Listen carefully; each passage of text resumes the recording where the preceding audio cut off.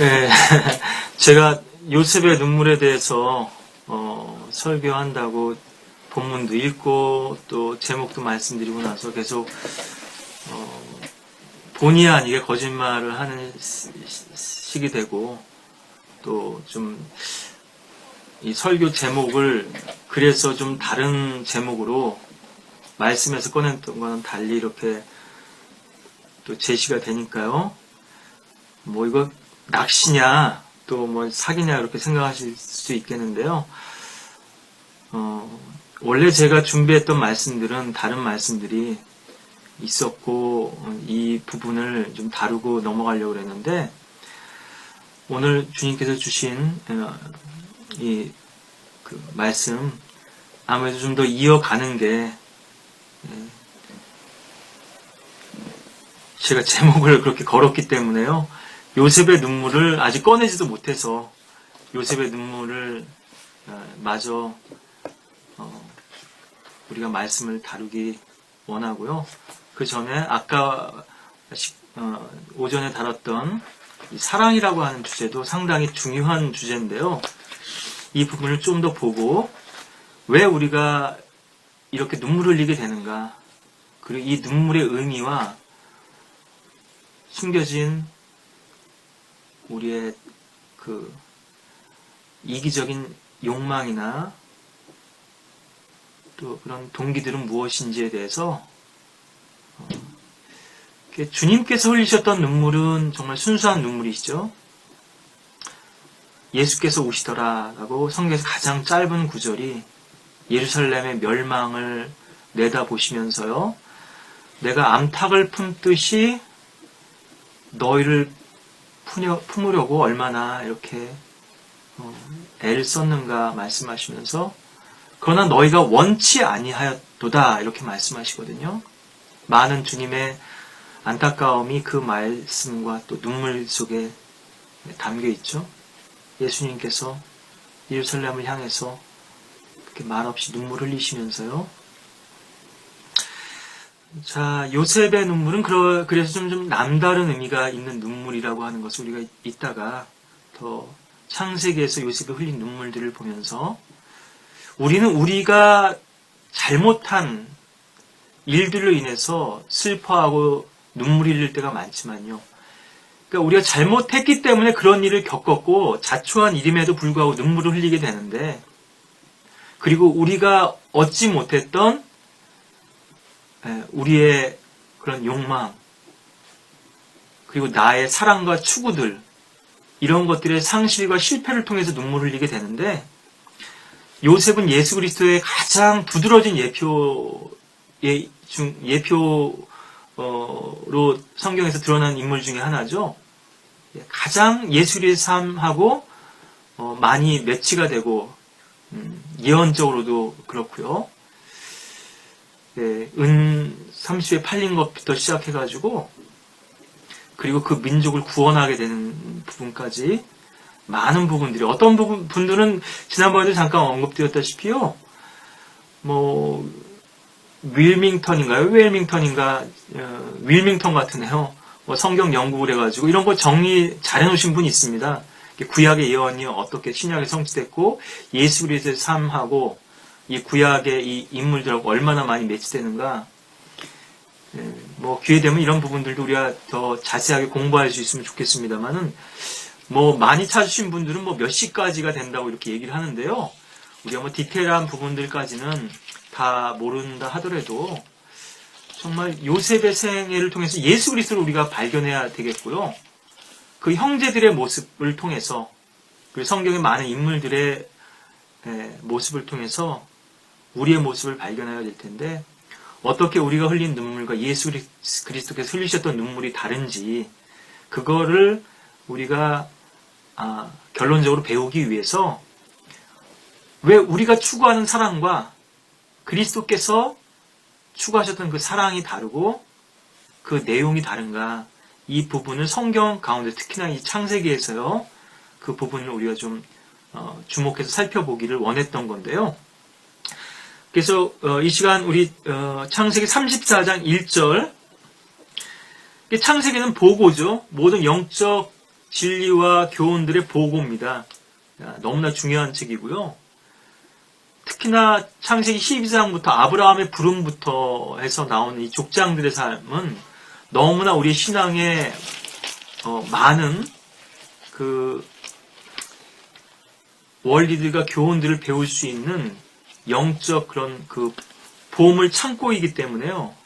한번 이 대목들을 여러분들이 반복해서 이렇게 보시고요. 여러분들이 읽으실 수 있는 그런 환경이 안 된다면 오디오 바이블을 이제 제가 가지고 있고 또 주변 분들도 그렇게 좀 권해서 좀 사용해 보라고 말씀드렸으니까요.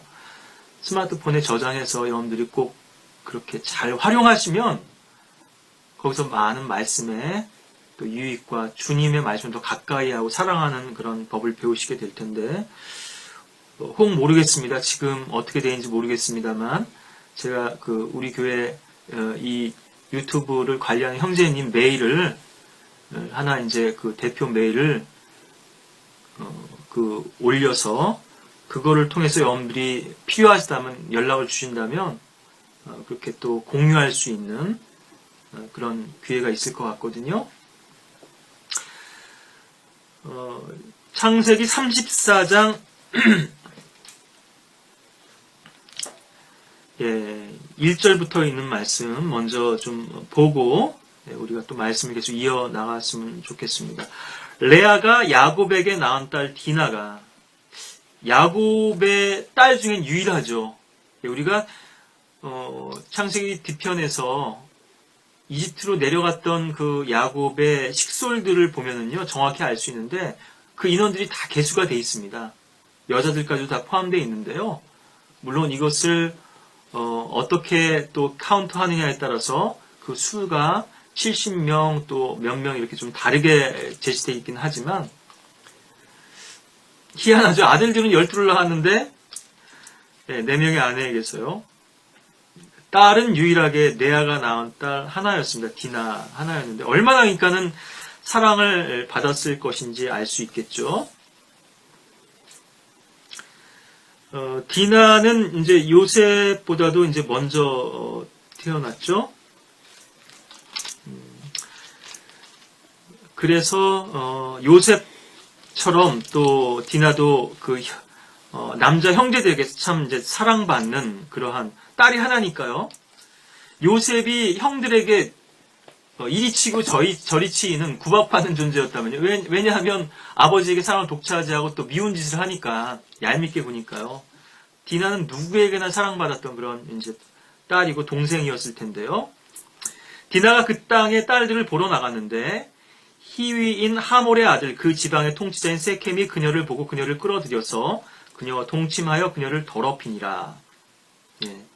요즘은 우리가 뭐 강간이다 이런 말을 안 쓰고 뭐 성폭행이니 성폭력이니 이런 아주 뭐 좀 완곡된 표현을 쓰는데요. 그게 뭐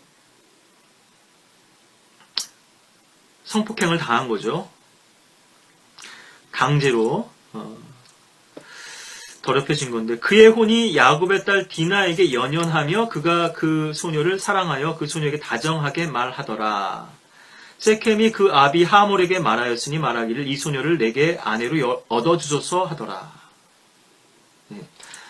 4절까지 우선 봤는데요. 그래서 죄를 죄로 표현하지도 않고 죄로 여기지도 않는 그런 시대에 지금 우리가 살고 있거든요. 네. 성적 취향의 문제다. 또 성적 소수자 뭐 이런 말을 써가면서요. 소돔인들은 주 앞에 극심한 죄인이었더라. 창세기 13장 13절에서 이렇게 말씀하고 있거든요. 예. 성경은 죄인이라고 말씀하시는 그들을 성적 소수자라고 해서 사회적 약자로 이렇게 표현을 합니다. 우리 사회에서는 아마 뭐 그런 면도 없지 않아 있을 거예요. 예. 뭐 겉으로 드러나는 그런 것들이 따가운 시선뿐 아니라 분명한 차별이나 차별이 있으니까 자신들도 죄인이면서 다른 죄에 대해서는 아주 신랄하게 반응을 보이는 부분들이 우리 사회의 어떤 그런 이중성이나 그런 편견들이 있는데요. 미국 같은 사회에서는 사실은 정치인들이 더 이제 표를 얻기 위해서도 그렇고 자신들도 그런 죄에 빠져 있으니까 더 그렇겠습니다만 자신들 주위에도 그런 사람들이 너무 많으니까요. 자신들은 동성애까지는 아니라 할지라도 지금 이 시대에 너무나 많은 음행이 그것이 합의에 의해서 이루어졌기 때문에 그건 죄가 아니라 이제 법원에서는 그렇게 다룰지 모르죠. 우리나라도 지금 간통죄가 폐지됐죠. 최근에는 이제 헌재에서 성매매도 아직은 다수 의견으로 그것이 자발적으로 행한 일이라 할지라도 포주가 강제적으로 이렇게 돈 벌라고 시킨 게 아니고요. 레미제라블이나 이런 데 나오는 것처럼 이게 자발적으로 생계형이라고 그러더라고요. 생계형. 그래도 그건 죄다. 사회 통념상 이게 성을 마음대로 돈으로 사고 팔 수 있는 것처럼 그렇게 인정되면은 곤란하다. 그만큼 지금 우리 사회가 허물어져 있다는 얘기거든요. 가정의 울타리도 허물어지고 이 사회의 울타리도 허물어지고 너나 할 거 없이 너무나 쉽게 성을 사고 파는 이런 일들이 지금 행해지고 있기 때문인데요. 그래서 생계형이라고 하는 부분에서는 그런 또 의견들이 나왔더라고요. 이게 이제 얼마 안 있으면 뒤바뀌겠죠.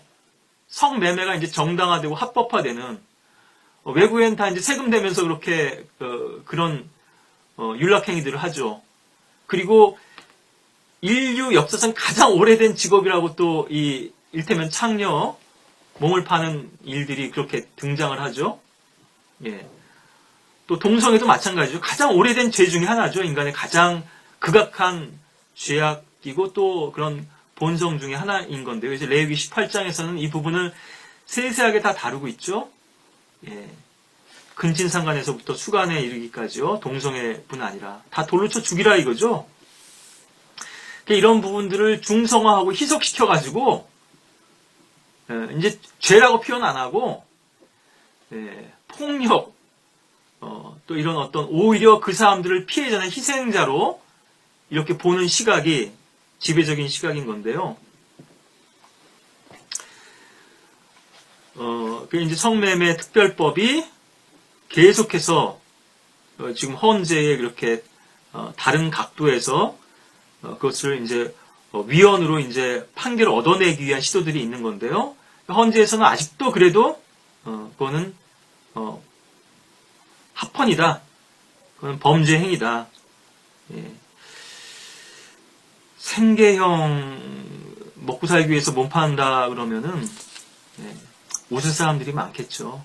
얼마나 생활 전선에서 어렵게 땀 흘리고 힘들게 살아가는지. 만약에 그것을 생계형 이기 때문에 용납해준다 그러면 다른 것도 생계형 범죄가로 인정될 부분이 많다. 이렇게 이제 의견이 제시가 됐거든요. 예. 먹고 살기 위해서 했다 그러면 뭐든지 정당화되는.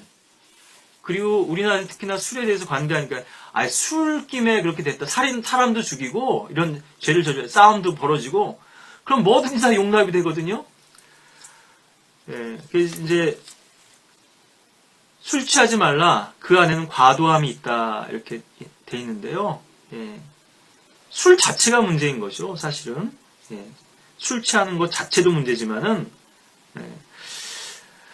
자, 그래서 이제 여기서 우리가 사랑이라는 주제에서 좀 더 보면요.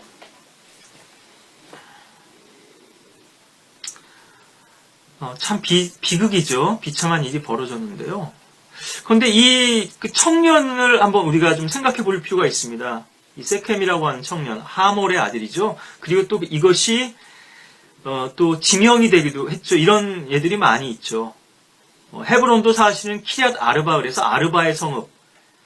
이런 이름들은 카나안 땅의 거민들에게서 붙여졌던 이름들이었기 때문에요. 대부분 그 이름들이 바뀌어지게 되죠. 또 하나님께서는 다르게 바꿔서 부르시고 다니엘에서 나오는 사드락, 메삭, 아벳느고도 사실은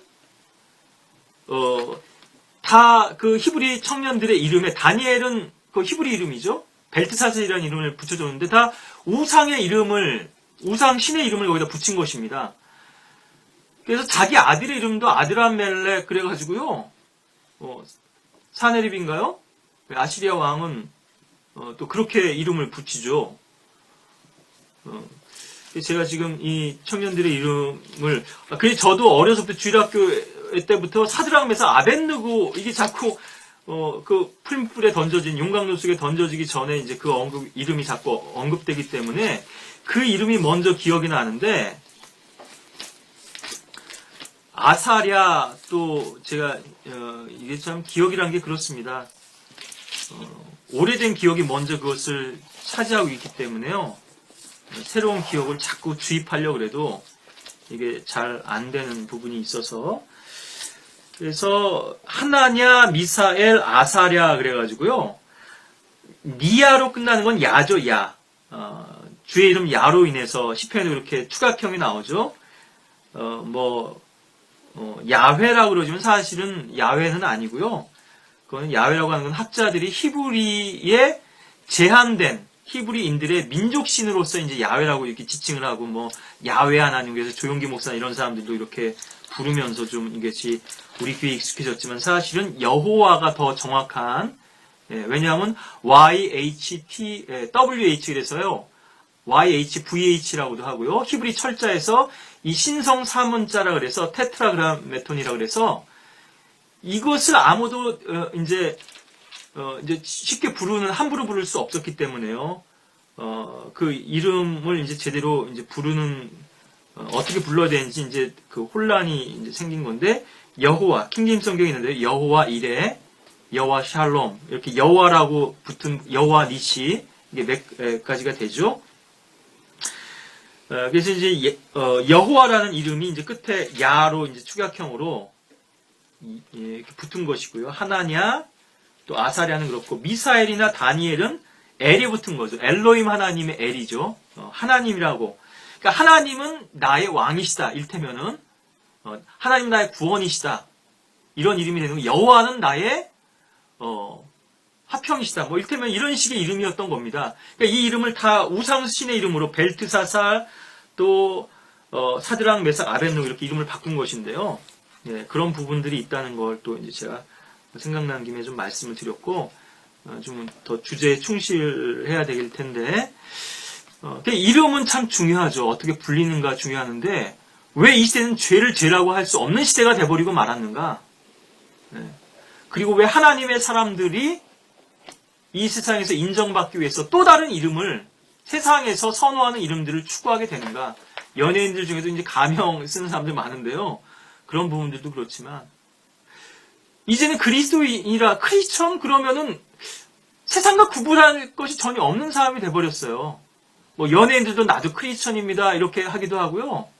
예. 전에 같으면 그리스도인 사도행전 11장 26절에 있는 것처럼 제자들이 비로소 안티옥에서 그리스도인이라고 하는 이름을 얻었는데 이것은 내가 그리스도께 속한 사람이다. 세상과는 구별된 사람이다. 난 그리스도의 종이다. 이런 고백이었던 건데요. 이제 그리스도인 그러면 십자가 목걸이나 귀걸이 달고 다니는 사람쯤으로 이렇게 지금 뒤바뀌어 버리게 된 것인데요. 세상에서 도저히 인정받지 못하는 거죠. 예. 이제 이런 이름들이 다른 이름들로 불렸죠. 아나바프티스트라든가 교회사에서요. 폴리시안이라든가 왈덴시안 이런 많은 이름들이 다 이 이름들이 이단의 이름들입니다.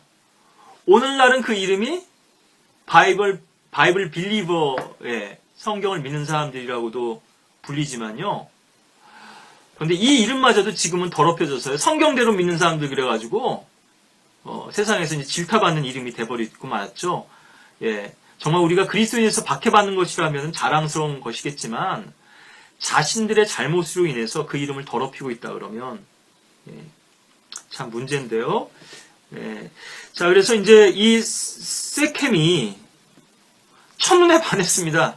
그러니까 여러분들 이런 부분들이 사실은 우리가 감정에 이끌리면은 너무 또 이성적이기 때문에 사랑에 빠질 수 없는 것도 문제겠지만 너무 이런 감정에 쉽게 우리가 흔들리면은 안 될 텐데 이 감정과 사랑을 구분 못하고 혼동하는 거죠. 욕정과 사랑을 혼동하는 거고요. 그런데 이 세켐의 마음을 보면 좀 순정을 읽을 수가 있습니다, 우리가. 어떤 면에서는 진정으로 사랑했다고 볼 수도 있어요. 왜냐하면 그 소녀를 얻기 위해서라면 자신의 모든 것을 희생할 각오가 돼 있었기 때문에요. 그 사랑을 얻기 위해서라면 내가 할 수 있는 일이라면 무엇이라도 할 수 있는 그런 마음이었던 것이거든요. 심지어는 자기 주위의 다른 사람들, 그러니까 자기 성읍에 있는 자기 아버지가 하모리 통치자였기 때문에요. 일테면은 왕자입니다. 카나안 정복할 때 보면 웬 왕들의 이름이 그렇게 많이 나오는가 생각하실 수 있는데요. 지금하고는 좀 구조가 다르죠. 그 세계에서는 일테면 부족이라고 볼 수도 있을 텐데 작게 보면은 다 왕들이었고 절대적인 권력을 가진 사람들이었죠. 부족 사람들을 보호할 수 있는 권세와 칼을 가지고 무력을 행사했던 사람들이고 자치적인 법을 또 가지고 있었고요. 자기들 기준에, 이건 하나의 율법은 아니지만 자기들 기준에 안 맞으면은 그걸 또 벌할 수 있는 이런 또 형사권이라든가 이런 그 사법권도 가지고 있었던 것이고 재판도 하고요. 나름대로는요. 그런데 하나님의 율법에 비해 보면 이런 것은 너무나 이 이방 족속들의 이런 행위들은 너무나 악했던 거죠. 자기들 나름대로는 자기들의 생각과 경험과 기준에는 그것을 옳다고 남들을 합리적이라고 생각했을지 모르지만요. 그러니까 자기 부족들을 좌지우지할 수 있는 권한이 있었는데 그 부족 사람들에게 다 할례를 행할 정도로 할례를 행하면 우리 여동생을 딸을 너희들이 주겠다. 아 그래 뭐 우리가 서로 여기 이 부분도 우리가 성결과 관련해서 중요한 대목이 하나 있기 때문에요. 여기 이제 이 뭐라고 이제 하모리 얘기하냐 하면요. 34장 9절에 보면은 이제 그 디나를 이제 먼저 달라고 하는 것이고요. 우리 아들에게 달라는 얘기고. 8절에 보면 내 아들 세켐의 마음이 너희 딸을 사모하니 청컨대 그녀를 그에게 아내가 되도록 주라. 너희가 우리와 혼인하여 너희 딸들을 우리에게 주며 우리의 딸들을 너희가 취하라. 이 율법에 철저히 금하고 계신 거죠. 카나안 땅에 들어가도 이렇게 해서는 안 된다. 왜냐하면 그들의 우상이 같이 유입될 것이기 때문에 이런 친족관계 맺는 것을 철저히 금하신 것인데요. 너희가 우리와 함께 거하며 땅도 너희 앞에 있으리니 여기서 거하고 여기 이제 드웰인데요. 이거는 체류하는 것과 다릅니다. 우리말로 이제 번역이 일치되어 있지 않지만 거주하는 것과 체류하는 건 달라요. 서전하고 드웰하고는 그래서 우리는 이 세상에서 나그네와 타국인이 된 것이죠. 순례자가 되고요. 좀 다른 개념인데 어쨌든 어디 다른 데 가지 말고 여기 같이 살자는 얘기고요.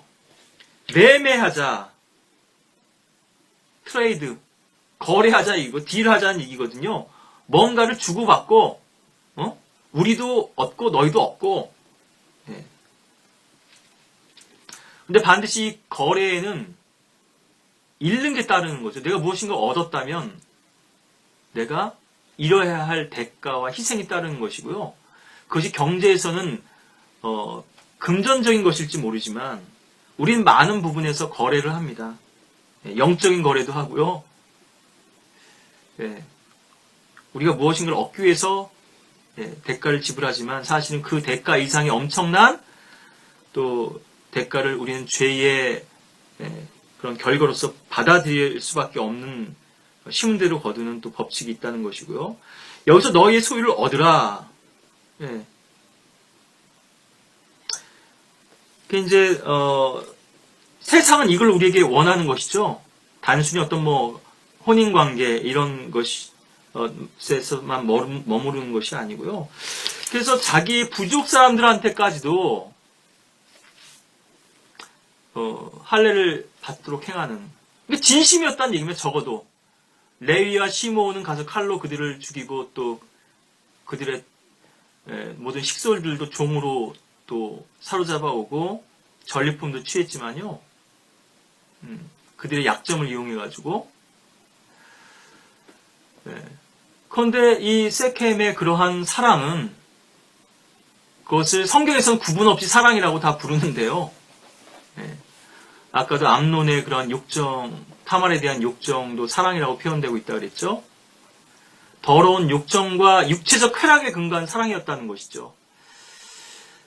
자, 이렇게 사람에 대한 것도 그렇지만요. 우리가 여기서 또 이삭에 대한 부분을 좀 보면 27장, 좀 앞으로 가셔야 되겠는데요. 창세기 27장에서 몇 구절 확인해 보시면 우리 성경은 지금 이것을 좋아하는으로 이렇게 번역을 해놨죠. 사실은 영어 표현은 러브거든요. 고린도전서 13장에서 사용된 사랑이라는 말은 체리티죠. 이건 자선적인 어떤 그런 구제를 의미하기도 하고 그런 희생적인 사랑을 바울은 고린도전서 13장에서 쓰고 있는데 예수 그리스도의 사랑에 대해서 사랑이신 그분에 대해서 그게 이제 뭐 헬라어에서 이제 학자들은 아가페와 필레오와 또 뭐 에로스가 이렇게 다르다 이렇게 얘기를 하는데요. 성경엔 사실은 뭐 에로스는 잘 안 나오지만 아가페나 필레오나 다 하나님의 사랑을 언급할 때 사용이 되고 있습니다. 이제 이런 학자들의 인위적인 구분은 좀 잘못된 것이라고 하는 거고요. 이게 헬라 철학자들, 그리스 철학자들의 어떤 개념에 묶여서 철학이 신학을 잠식해버린 거죠. 철학으로 신학을 해석하려고 그랬으니까 성경을요. 성경에서는 그 당시에 코인의 헬라어에서는 이건 고전 헬라어가 아니거든요. 클래식 그릭이 아니라 코인의 헬라어라는 것은 시장에서 일반 평민들이 쓰던 언어거든요. 학자들이, 그러니까 대부분 아리스토틀이나 아리스텔레스나 이제 뭐 또 플라톤이라든가 또 소크라테스 이런 사람, 소크라테스는 뭐 책은 쓰지 않았지만요. 이런 사람들이 쓴 책을 보면은 헬라어 중에서도 고전 헬라어입니다. 일반 사람들이 쓰는 그런 언어가 아니에요. 책 속에 이제 파묻힌 어떻게 보면 더 죽은 생동감 없는 그런 언어라고 할 수 있는데요. 우리가 이제 대화할 때도 마찬가지지만요. 현학적인 용어 쓰는 거 좀 유식한 차 하려고요. 설교자들도 특히 경계해야 되는데 그래서 다음에 기회 되면 또 이 부분을 더 말씀드리겠지만 구어체하고 문어체가 다른데요. 이 부분을 혼동하기 때문에 설교문은 작성했지만 이 설교 전달이 제대로 안 되는 거거든요. 왜냐하면 죽은 문자입니다. 우리가 실제로 쓰는 언어가 아니에요. 예. 우리가 영어 배울 때도 마찬가지인데요. 책에서 영어를 배우고 문법책에서 영어를 배우는 이건 실제 영어가 좀 아닙니다. 그래서 뭐 영화에서 쓰는 언어가 실제 영어에 제일 가깝다 이렇게도 얘기를 하는데 구어체죠. 문어체하고 구어체의 차이인 건데 예, 이 실제 써먹을 수 없는 그런 이제 언어를 배우고 또 이렇게 가르치고 있는 건데요. 뭐 교육에도 문제가 많지만 그래서 이제 그런 학자들의 그런 이제 개념들이 들어와서 이런 것들을 구분하지만 사실은 언어적으로 이제 조작적으로 우리가 논리적으로 구분할 수 있는 게 아니라 문맥에서 정해지는 건데요. 예. 그래 이제 여기서도 27장 3절에 보시면은 그러므로 이제 바라노니 무기들 즉 내 화살통과 지금 에서에게 얘기하고 있는 것이죠. 활을 가지고 들러가서 내게 사냥한 고기를 가져다가 내가 좋아하는 별미를 만들어. 예. 여기서 이제 러브라는 말이 사용됐고요. 사랑은 내가 사랑하는 별미를 만들어. 재미있죠? 어떤 분은 그런 얘기도 하더라고요. 사랑하는 것은 먹을 수 없지만 좋아하는 것은 먹을 수 있다. 이제 개 얘기를 하는 거예요. 보신탕 얘기인데요. 어떻게 사랑하는 동물을 먹을 수 있냐, 뭐 이렇게 또 혐오를 가지고 계신 분도 계시지만은 신약에서의 거룩함은 개의 목매다 단 것을 유대인들에게 금하긴 했지만요. 음식을 통해서 우리가 거룩하게 되는 것이 아니고요. 하나님의 말씀과 기도로 거룩하게 된다 이렇게 말씀하죠. 디모데서에서도요.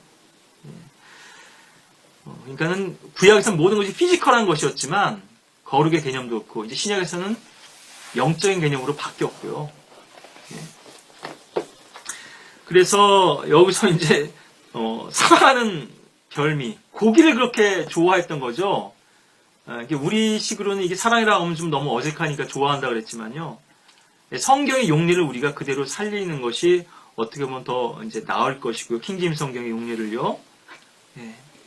과연 내가 사랑하는 게 무엇인가? 사람일 수도 있지만 그 대상이 어떤 사물일 수도 있다 얘기거든요. 어떤 음식일 수도 있고, 아칸은 바벨론제 의복을 탐냈죠. 금덩이하고요. 그걸 더 사랑한 것입니다. 내가 좋아하는 별미를 만들어 내게로 가져와서 먹게 하여 내가 죽기 전에 내 혼이 너를 축복하게 하라 하니, 이게 3번이나 나옵니다. 이삭이 이 별미를 사랑했다는 표현이 3번 나와요. 27장 9절에서도 지금 염소 때 가서 거기서 좋은 염소 새끼 2마리를 내게로 가져오라. 그러면 내가 그것들로 내 아버지가 좋아하는 별미를 만들리니. 예. 여기서도 좋아하는 별미라는 게 사실은 사랑하는 별미라는 거고요. 27장 14절에서도 그가 와서 잡아가지고 와서 자기 어머니에게로 가져왔더니 그의 어미가 그의 아비가 좋아하는 별미를 만들더라. 여기도 사랑하는 별미. 자, 이삭은 이제 늙고요. 힘도 빠지고 눈도 침침해지고, 예, 이삭의 유일한 낙은 바로 먹는 것이었습니다. 에서하고 본질적으로 다를 게 없죠. 에서도 팥죽 한 그릇에 장자권을 팔았죠. 출생의 권리를 팔았습니다. 그 순간에요. 허기와 배고픔을 위해서. 그리고 근본적으로는 그가 사냥감을 찾아다녔죠. 헌터였습니다. 거기서 문제가 생긴 거죠. 배고팠는데 내가 음식 달라고 하는데 그게 뭐가 잘못이야. 그걸 가지고 왜 하나님이 장자권도 이렇게 만드셨냐. 이렇게 생각할 수 있지만요. 오전에도 말씀드렸다시피 하나님께서 세디스트적이시기 때문이 아니라 잔인하신 분이 아니고요. 한번 잘 생각해 보십시오. 왜 그러한 결과가 생겼는가. 육신적인 삶을 추구했던 거예요, 에서는. 아내들을 얻는 것만 봐도 그렇죠. 40이 되는데 장가를 안 보내주니까요. 나도 장가 보내달라고 해서 내 딸들을 아내로, 그것도 둘씩이나 얻은 겁니다. 네, 여러분들 이제 나중에 보시면 알지만, 제가 지금 헷갈리는데요. 혼동이 되는데, 에서인지 이스마엘인지 제가 좀 혼동이 되는데, 우리가 이제 족보를 이제 찾아서 이제 보다 보면요. 이 2명의 아내를 얻은 게, 예, 자매예요, 자매. 율법에는 이것도 금하고 계시거든요. 물론, 결과적으로 야곱도 그 율법을 범하게 됐지만, 시내산에서 율법이 주어지기 전에도 이미 족장들에게 많은 부분에서 법이 주어져 있었고요. 아까도 함무라비 법 말씀드렸지만요. 예, 여기 창세기 그 인물이 바로 제가 정확하게 지금 이름이 그게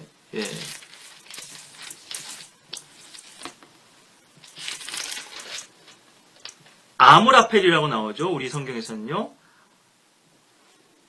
아므라펠.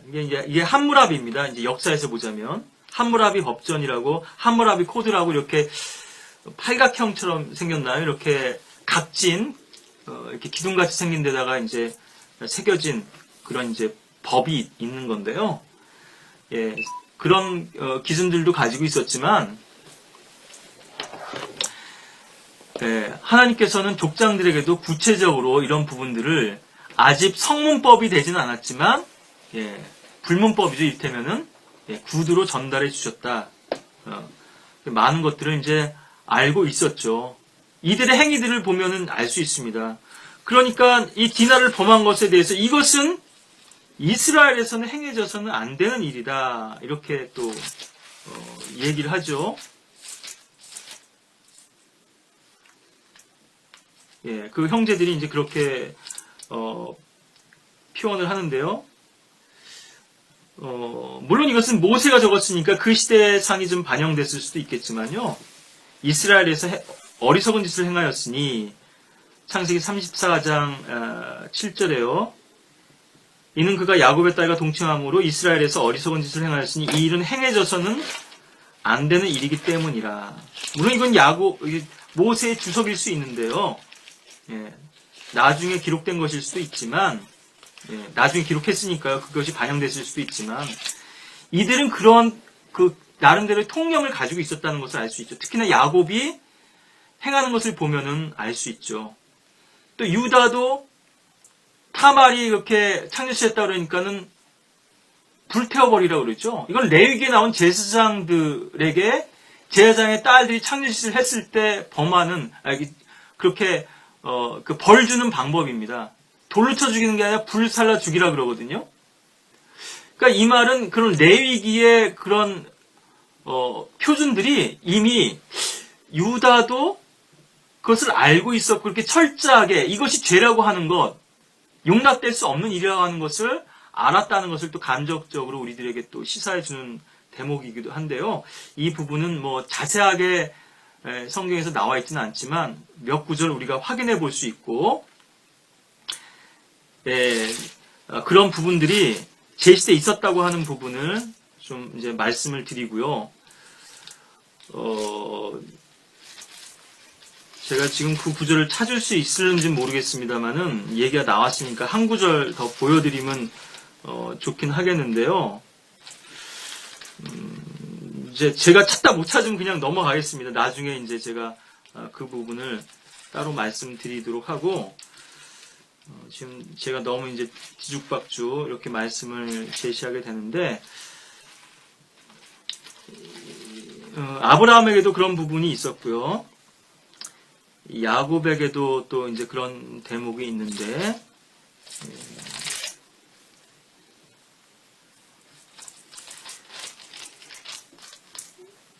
아마 이제 베델에서 말씀하실 때 그렇죠. 예.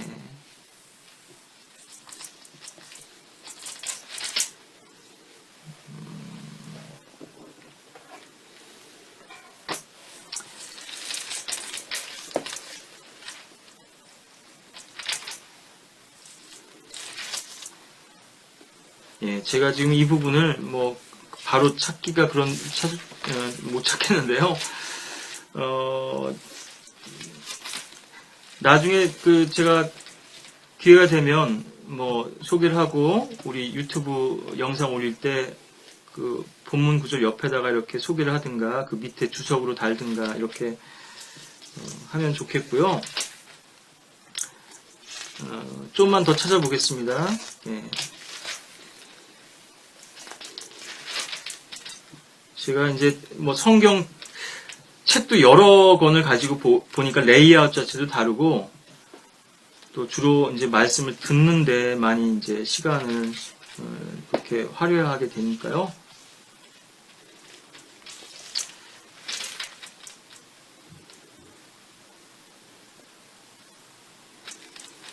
예, 지금 제가 이제 바로 찾기는 어려울 것 같고요. 자, 이 부분 좀 그렇게 설명을 드렸고, 이삭에 대한 부분 이제 더 말씀을 드리면, 우리의 추구하는, 사랑하는 바가 과연 무엇인가?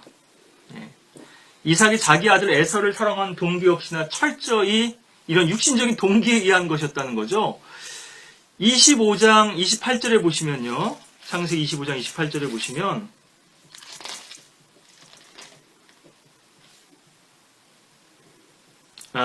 여기 제가 찾다 보니까 이 대목이 나오는데요. 먼저 25장 28절 보시면, 이삭이 에서를 사랑했는데 이는 그가 에서가 사냥한 고기를 먹었기 때문이라. 이 이삭의 사랑의 본질이 무엇이었는지, 정말 에서를 사랑했다면 에서를 그렇게 내버려두면 안 됐겠죠. 말씀으로 바르게 주님을 섬길 수 있고 잘할 수 있게 했어야 되는데, 그건 뒷전이고요. 이삭도 예수 그리스도의 예표지만 좀 인간적으로 보자면 그렇다는 것이고요. 에서가 사냥한 고기를 너무나 사랑한 나머지 에서를 더 사랑한 겁니다. 야곱보다도요. 분명히 주님께서는 죽게 물으러 갔을 때 알려주셨죠. 뱃속에서, 복중에서, 태중에서 왜 이런 다툼이 있고 어떻게 될 것인지 알려주셨는데, 이 부분을 리브카는 유념해 두고 있었지만, 간직하고 있었지만 이삭은 그렇지 못했던 것인데요. 여기 26장이네요. 이삭의 때인데 26장 거기 5절에 보시면, 이는 아브라함이 내 음성에 복종하고 내 명령과, 여기 이제 커맨드먼트라고 나오는데요. 우리가 이제 계명이라고 많이 번역이 돼 있죠. 이 10계명도 10 커맨드먼트이고, 명령, 이게 돼 있고요. 내 명령과 제가 잘못 봤네요. 차지가 나오고 명령이 나오고 그 다음에 이제 계명이 나오고요. 그 다음에 내 규례들과 내 법들을 지켰음이니이다. 스태튜스하고 로가 이제 나오는데요. 시편 119편에 보면 매 구절마다 하나님 말씀이 나오죠. 나의 법규, 프리셉트도 나오고요. 예. 나의 길도 나오고. 그러니까 이 부분은 분명히 이제 성경에 자세히 기록하고 있지는 않지만 아브라함에게 하나님께서 많은 부분을 제시해 주셨던 이 법이 이제 이삭과 야곱에게 전해지고 이것이 또 희생제가 이렇게 계속해서 이어져 행해지는 것이기도 하고요. 또 아담도 마찬가지죠. 아담에게도 하나님께서 어떤 법을 주셨고 또 카인이 자기 형제 아벨을 죽이고 셋이 낳았을 때도 이 셋의 후손과 카인의 후손은 구분이 돼 있었던 건데요. 카인은 자기 멋대로 살았던 인생인 거고요. 자기 멋대로 또 하나님도 섬기고 피 대신에 땀과 또 땅의 수산물로 계속해서 하나님께 다가서려는 것이었고 아벨은 비록 죽었지만 셋은 하나님의 법에 따라서 살았던.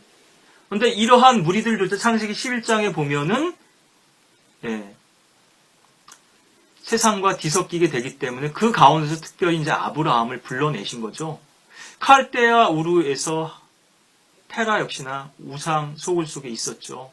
예.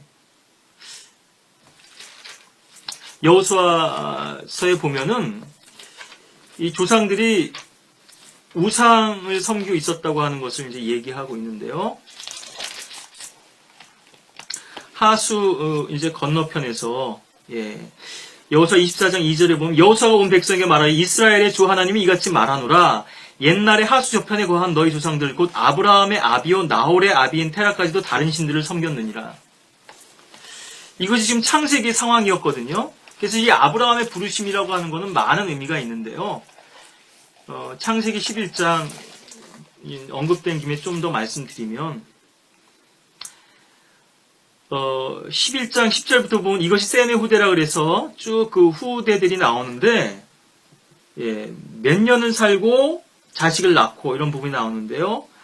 35년 또 30년 34년 30년 32년 30년 또 나홀 같은 경우 29년을 살고 테라를 낳았고요. 그러니까 아브라함이 첫째가 아니죠. 연대기적으로 이제 여러 가지로 이제 확인이 되는데요. 그런데 아브라함은 자식이 없습니다. 11장 30절에 보면 사례는 임신하지 못함으로 자식이 없었더라. 정상적으로 30 정도 되면 우리나라 지금 초혼 연령이 자꾸 늦어지고는 있지만요. 장가 가서 자식을 낳아야 되는데 쉽게 이야기하면 우리 영적으로 적용하자면 왜 당신은 열매도 없소? 당신 교회 성도들은 몇 명이요? 이런 외적인 것들로 이제 얘기를 하는 건데요. 쉽게 얘기하면 세상으로 치자면 실적이죠. 성과. 하나님도 열매를 원하시지만 이것은 육신적인 열매들이 아니라 영적인 열매들인 건데요. 이런 가운데서 테라가 죽고 205년에 테라가 하란에서 죽었다고 32절에 나오죠. 사실은 31절에 보면 테라가 그의 아들 아브라함과 하란의 아들인 그의 손자 롯과 그의 며느리인 아브라함의 아내 사레를 데리고 칼데아 우르로부터 나와서 카나안 땅으로 가려고 하더니 그들이 하란에 와서 거기서 거하니라. 이제 많은 부분은 이제 우리가 추정을 하게 되는 부분이지만 어쩌면 이 아브라함의 부르심은 테라의 부르심이었을 수도 있었다. 그리고 테라 이전에도 많은 사람들을 하나님은 아마 부르셨을 수 있다. 그런데 그 부름에 순종하지 못하고 실패했기 때문에 그들이 믿음의 조상 아브라함처럼 이렇게 남지 못했을 거라 저는 그렇게 생각을 하는데요. 하나님 모든 사람들에게 기회를 주십니다. 근데 그 세상 속에 쩔어 살았던 거거든요. 이 셈의 후대들도요. 예.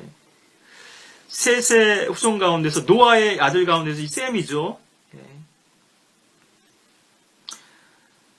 그래서 결국 이제 테란 죽을 수밖에 없었고 하란에서 나오긴 나왔지만 예. 아직 아브라함은 여기서 자유롭지 못했던 것이고요. 예. 그렇게 해서 이제 이렇게 이런 부분들이 전해졌을 것이다. 이런 말씀을 드리고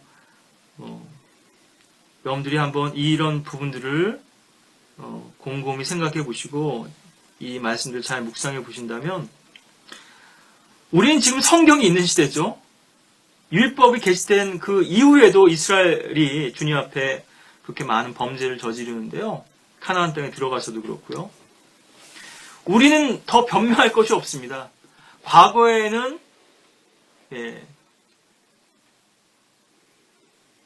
이것이 율법으로 주어졌어도 아까도 말씀드렸다시피 어차피 내가 노예이기 때문에 이런 일들을 해야 되는데 이제 사랑의 법에 묶여있는 사람들이 왜 그렇게 주님을 사랑으로 섬기지 못하는가 하는 부분인데요. 우리에겐 자유의 법이 주어졌고 사랑의 법이 주어졌죠. 자, 이렇게 해서 이제 여기 이 에서가 사냥한 고기를 먹었기 때문에 에서를 사랑했다고 하는 너무나 철저히 육신적인 동기에 의한 사랑인데요. 과연 여러분들의 사랑의 이유는 무엇인가? 또 야곱의 사랑을 좀 더 우리가 보시면 창세기 37장에서 3절 4절 말씀인데요.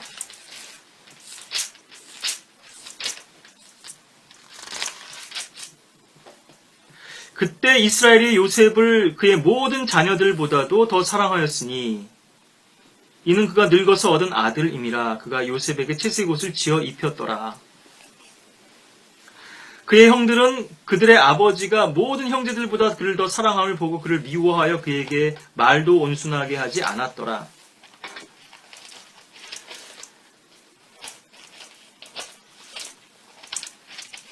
제가 창세기 44장 19, 20절로 읽어드릴 텐데요. 내 주께서 종들에게 물으시어 말씀하시길 너희는 아비가 있느냐 또한 형제가 있느냐 하시기에 우리가 내 주께 말씀드리기를 우리에게는 아비가 있으니 노인이요 또 그의 노년에 얻은 한 어린 자가 있는데 이거는 이제 베냐민 얘기하는 거죠.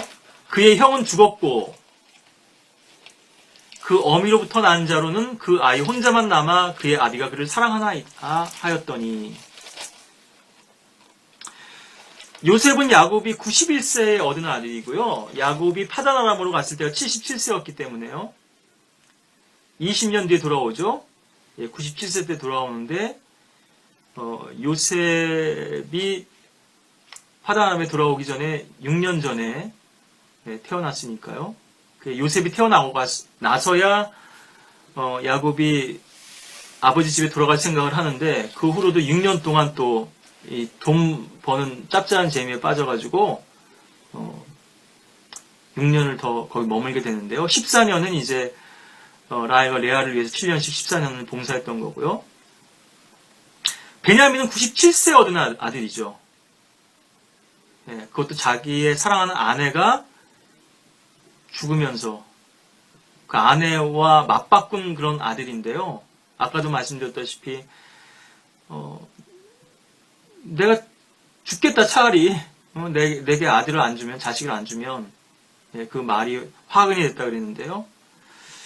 108세에 요셉을 잃었죠. 요셉이 17세였으니까요.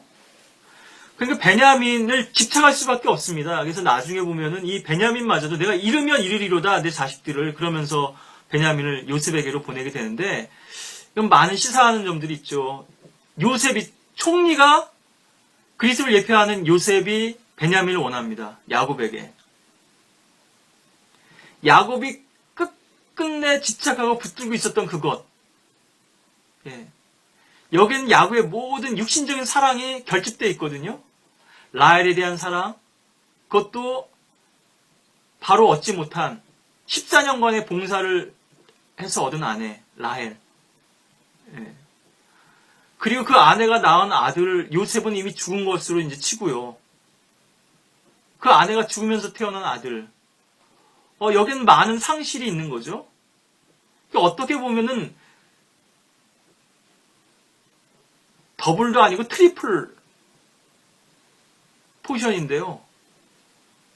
그렇게 집착하고 애착하고 붙들고 사랑하는 야곱의 사랑의 총하였고 결집체였는데, 근데 야곱의 문제는 아내뿐 아니라 자식도 지금 편애하고 있거든요. 아까도 봤지만 라헬을 레아보다 더 사랑했다. 결국 이제 레아를 미워한 거죠. 바로 이 비뚤어지고 변질된 사랑이 그 가족의 불행의 씨앗이었다는 것을 본인은 전혀 심각하게 여기질 못하고 있는 것입니다. 여러분들도 자식들을 두고 계시다면 한번 이 부분을 잘 생각해 보셔야 되고요. 아마 현재 진행형일 수도 있고 일부는 그 지금 씨앗을 통해서 얻은 열매를, 그 죄악의 열매를 거두고 있는 중일 수도 있고요. 아니면 아직은 죄악의 씨앗을 뿌리고 있는 중일 수도 있지만, 여러분들이 어느 단계에 있든 늦었다고 생각할 때가 가장 빠른 때고, 하나님께서 기뻐하시는 온전한 사랑을 자식들에게 보이시고, 그래서 그 자녀들이 아까도 부모를 통해서 왜곡된 자아상을 받게 된다고 그랬는데요. 올바른, 그것도 하나의 말씀의 기준에 의한 것이지 우리 인간들의 기준에 의한 것이 아니죠. 하나의 말씀으로 자녀들을 훈육하는 것보다 더 좋은 방법이 없고요. 저도 이 부분에서는 뭐 크게 자랑할 것이 없는 사람입니다만, 우리가 의지적으로만 될 수 있는 부분은 아니고요. 주님께 많은 부분을 또 은혜로 구하고 맡겨야 될 부분이지만, 그리고 자녀들, 나중에 이 부분도 좀 따로 말씀드리겠습니다만, 학원 뺑뺑이 돌리느라고 여러분들 그렇게 돈 들이고 뭐 이렇게 힘들게 벌어가지고요. 요즘 사교육비가 장난이 아닌데, 그렇게 자녀를 잘못된 방법으로 교육하지 마시고, 세상에 맡겨서 교육시키지 마시고요. 공부는 본인이 해야죠. 학교라고 하는 공교육이 있는데, 그렇게 사교육에 의지할 만큼 그럴 필요가 없는 것이고, 또 그것은 불안하기 때문에 그런 거거든요. 그리고 학교 공부가 전부라고 생각하니까요. 자녀들을 하나의 말씀으로 가르친다면요, 그 누구보다도 지혜롭게 그 아이들이 인생을 개척해 나갈 수 있습니다. 우리가 하나의 말씀을 정말 살아있는 하나의 말씀으로 여기고, 잠언이라든가 시편이 있는 것처럼 내 말이 너에게 복이 될 것이고 지혜의 시작이고 지식의 시작이라고 하는 말씀을 여러분들이 정말 아멘으로 받아들이고 믿는다면, 세상, 그것이 뭐 인문학이든 고전이든 이런 책의 자녀들을 오염시키지 마시고요. 성경을 많이 읽게 하시고 그 말씀대로 그 아이가 자라날 수 있도록 뒷받침해 주시고 기도해 주시고, 그것만큼의 최상의 교육은 없습니다. 이 좋은 교재와 이 좋은 학원을 두고 왜 엉뚱한 데서 그 아이를 그렇게 망치고 있는지. 세상 사람들은 그렇다 치지만요, 그리스도인들까지도 왜 그런 세상의 기준에 따라서 아이들을 가르치고 있는가. 여러분들이 어느 단계에 있든, 씨앗을 뿌리는 단계든 그것을 거두고 있는 단계든 여러분들이 돌이켜 주님께 은혜를 구한다면 주님께서 여러분들에게 복 주시고 여러분들을 회복시켜 주시고, 그 자녀들도 과의 관계도 바로 잡게 해주시리라고 저는 믿는데요. 우리는 내 자신을 만족시킨 그 사랑이 또 다른 사람에게는 상처를 줄 수 있고 또 크나큰 고통을 안겨줄 수 있다는 것을 늘 잊지 말아야 한다는 것입니다. 야곱에게 만족이 됐던 라헬에 대한 사랑과 집착, 또 요셉에 대한, 그래서 채색 옷을 입혀주고 형들보다 더 높여주고,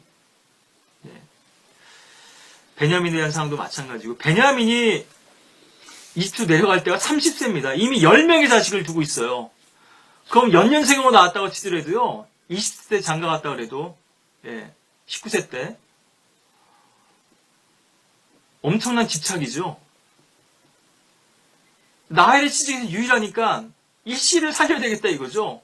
너 장가 일찍 가가지고 자식을 많이 낳아라. 30살이 됐는데, 물론 영어 성경에서 레드라고 표현하고 있어서 청년인데요, 사실상. 예. 그것이 우리 성경에서는 이 아이라고 자꾸 이제 물론 차일드라고 표현된 부분도 있지만요. 예. 지나친 사랑, 또 비뚤어진 사랑이죠. 또 그 사랑이 결국 내가 사랑하는 사람을 더 힘들게 만들 수도 있고요. 불행하게 만들 수도 있다는 사실도 우리가 함께 기억해야 되는데, 요셉을 사랑했던 그 사랑이 바로 요셉을 그 불행으로 몰아갔던 것이고, 물론 이 가운데는 하나님의 섭리가 또 개입이 됐지만, 우리의 그런 육신적인 사랑과 축으로 인해서 얼마나 많은 불행들을 자초하고 있는지. 그래서 사랑하는 사람을 상실하는 것보다 더 큰 슬픔은 없죠.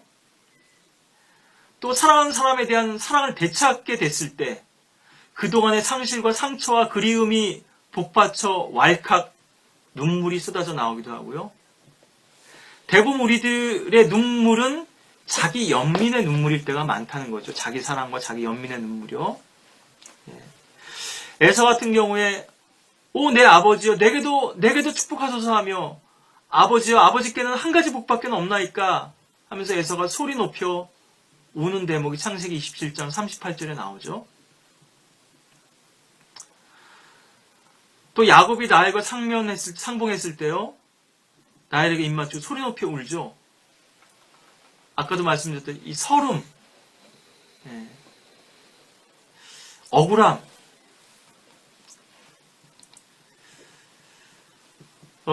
야곱이 나중에 이제 20년 후에 파단아람으로 돌아와서 야복에서 이제 그 형을 만났을 때도 또 서로 형제들이 우는 대목이 나오는데요.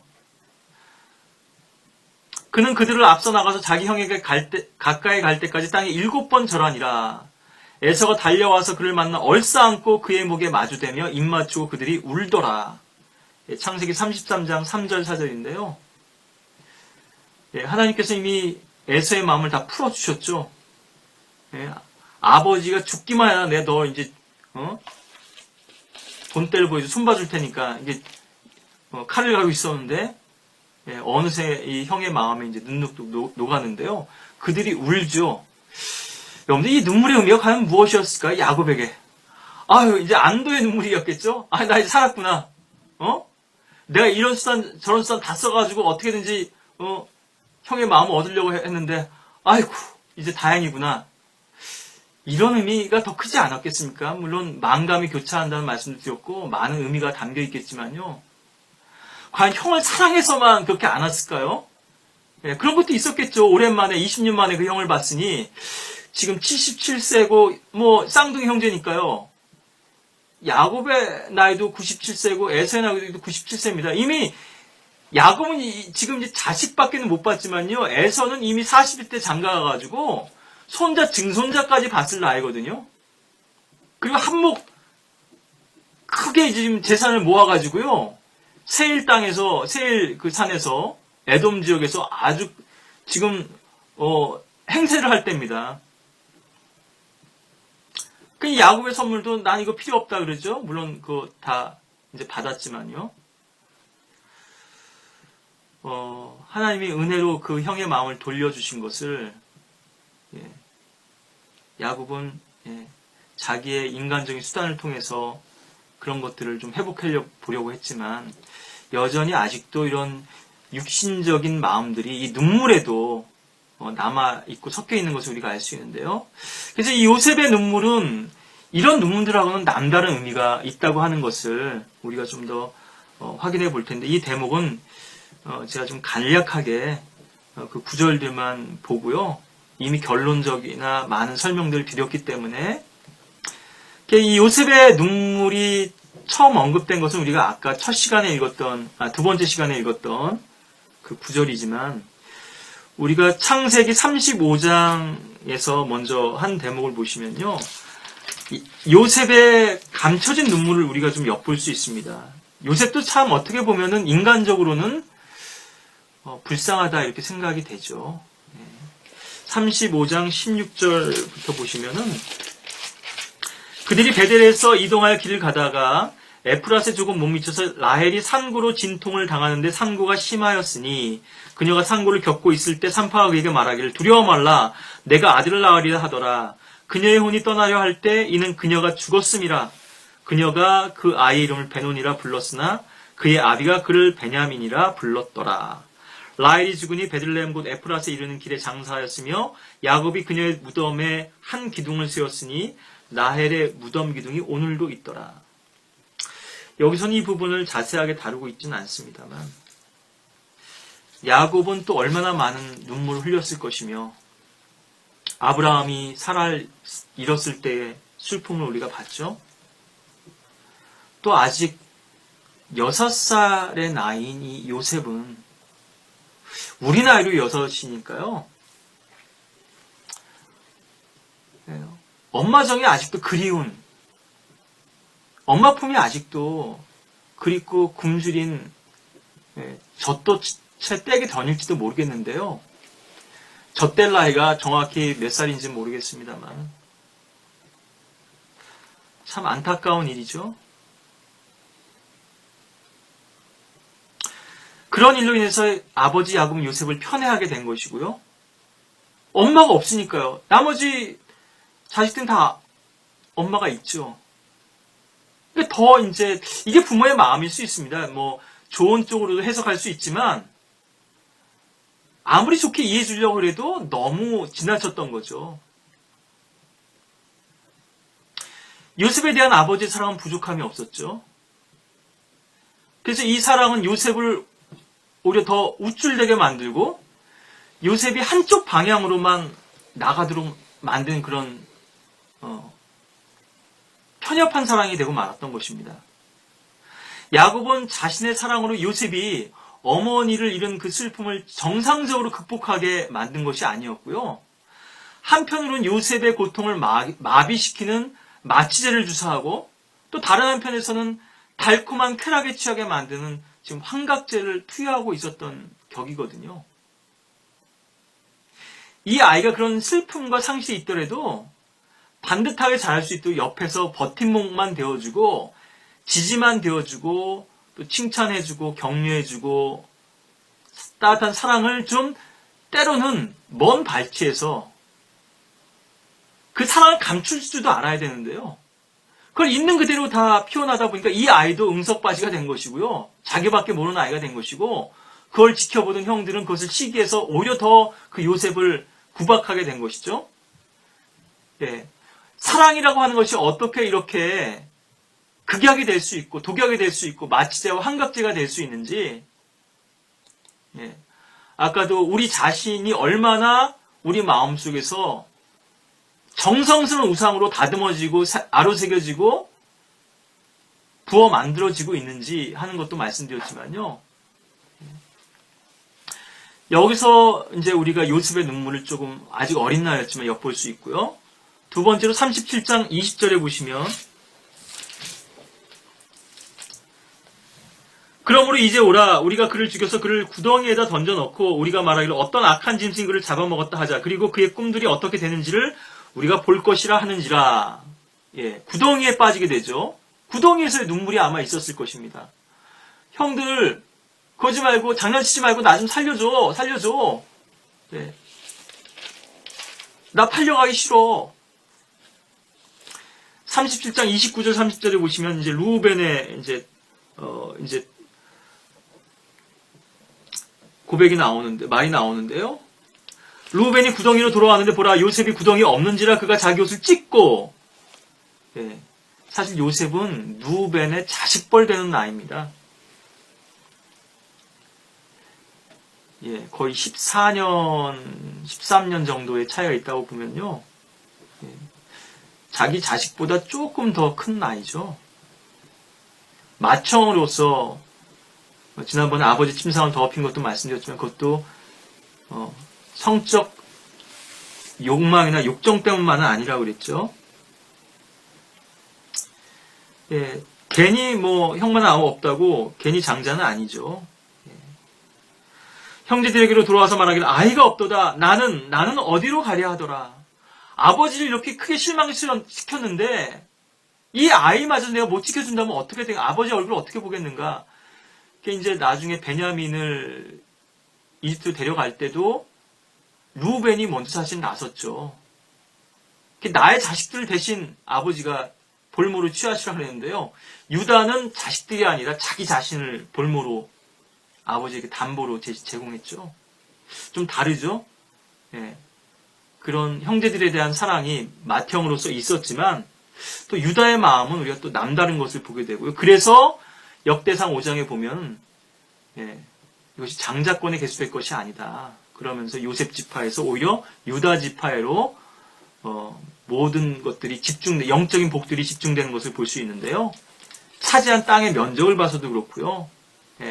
통치권도 그렇고. 참, 그래서 이제 그 요셉 지파에서 장자였기 때문에 그렇게 이제 많은 또 복들을 차지하게 된 걸 볼 수 있죠. 에프라임과 므낫세가. 므낫세는 또 반지파식에서 요단 이편과 저편에다 유업을 차지했고요. 이 구덩이에서 또 미디안인들, 이스마엘인들에게 노예로 팔려가면서 얼마나 많은 또 애원을 하고 또 눈물을 흘렸겠는가. 창세기 42장 22절에도 보면요. 그들이 서로 말하기를 우리가 우리의 아우에 대해 참으로 범죄하였도다. 그가 우리에게 애원할 때. 지금 이게 요셉에게 아직은 요셉인지 모르고 총리에게 붙잡혀서 감옥에도 3일 동안 갇혀있고 또 시므온을 거기 또 담보로 볼모로 두고 또 이제 양식을 가지고 하나님 땅으로 돌아오고 또 다시 베냐민을 데리고 오고 이런 과정 가운데서 있었던 일이죠. 그가 우리에게 애원할 때 우린 그 영혼의 괴로움을 보고서도 두려워하지 않았으니 이 나중에 가면 이 형들이 철저하게 이제 그 잘못들을 회개하는 것을 볼 수 있죠. 그로 인하여 이 고난이 우리에게 임하였도다 하고 르우벤이 그들에게 대답하여 말하기를 내가 너희에게 말하지 않았더냐 말하기를 아이에 대하여 죄짓지 말라 했으나 너희가 들으려 하지 않았도다. 그러므로 보라 그의 피가 또한 요구되는도다 하더라. 예.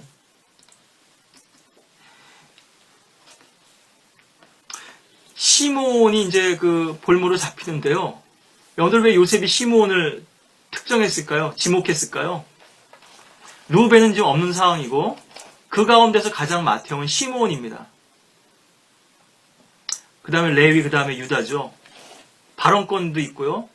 모든 결정에 대한 책임도 있는데 아마 어떻게든지 르우벤은 그 요셉을 살리기 위해서 그럼 죽이지는 말고 구덩이에 있다 좀 쳐넣자 이렇게 시간을 좀 벌려고 했는데요. 나중에는 아버지께로 이제 되돌아 보내려고 했던 것인데 시므온이 아마 주동이 됐던 것 같습니다. 이제 저기 상인들이 지나가니까 노예로 팔자. 그리고 그 꿈이 어떻게 되는지 한번 보자. 이렇게 된 것인데요. 형제들의 배신과 모함으로 인한 구덩이에서의 눈물이 또 있었고요. 예수 그리스도의 예표로서 이런 부분들을 우리가 좀 더 이 요셉의 눈물들을 보는 것이고요. 아까 우리가 봤던 것처럼 베냐민과 상봉할 때 눈물을 흘리죠. 창세기 43장 29절 30절인데 요셉이 자기 마음이 자기 아우를 갈망함으로 인하여 급히 서둘러 울 곳을 찾더라. 그가 자기 방으로 들어가 거기서 울더라. 이 눈물이 있었고요. 많은 그 감정이 또 많은 마음이 실려있는 그런 눈물들이죠. 우리의 회개도 우리가 잘못했다는 말도요. 때론 여러 가지 말로서 우리가 읽힐 수 있습니다. 그 상황만 좀 모면하고 싶다는 이런 말일 수도 있고요. 파라오처럼 I have sinned, 내가 죄를 지었도다. 고백은 하지만 합니다. 같은 고백이어도 그것이 여러 가지 의미가 나뉘어지는 것처럼 그 상황이나 그 사람의 마음에 따라서요. 눈물도 마찬가지거든요. 정말 참회의 눈물이었는지 그게 농도가 달라진다 그러잖아요. 뭐 미소다임인가요? 제가 리소다임인가요? 잘 모르겠는데 이 눈물에 섞여 있는 그런 이제 그 효소인데 이 농도가 달라진다 그러죠.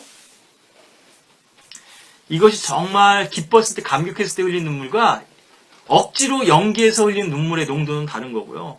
정말 땀 흘려서 열심히 일할 때 흘린 땀하고, 여름에 더우니까 그늘에 앉아가지고 흘리는 땀하고는 농도가 다른 거죠. 예, 에어컨 바람 맞아가면서, 시원한 음료 마셔가면서 흘리는 땀하고는 다를 수밖에 없을 텐데, 샤워하고 나와서 흘리는 땀하고는요, 예, 우리가 열심히 일해서 흘린 땀하고, 건강해지면 사실 땀을 많이 흘려야 될 텐데, 농도가 다른 거죠. 창세기 45장 1절 2절에 보면 이제 네 번째로, 형제들을 시험하고 형제들 자신이 요셉임을 밝히면서 이제 그것을 억제하지 못하고 흘리는 눈물이 나오는데요. 그때 요셉은 자기 곁에 서 있는 모든 자들 앞에서 스스로를 억제하지 못하고 소리질러 모든 사람은 나에게서 물러가라 하니 요셉이 자신을 자기 형제들에게 알리는 동안 그와 함께한 자가 아무도 없더라. 그가 큰 소리로 우니 이집트인들과 파라오의 집이 듣더라. 예.